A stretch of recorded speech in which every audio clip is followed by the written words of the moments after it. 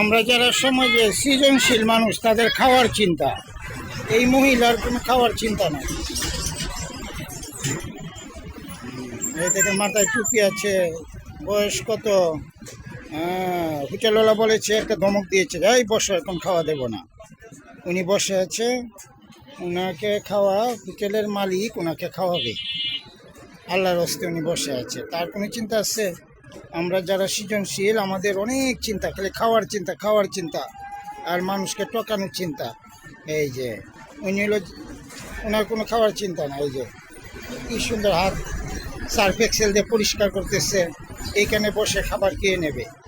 এই জন্য আমরা যারা বেশি খাই করতেছি দুনিয়াতে, বেশি খাইতে পারবো না। রিজিক যেটুকু আছে এইটুকুই খাইতে পারবো।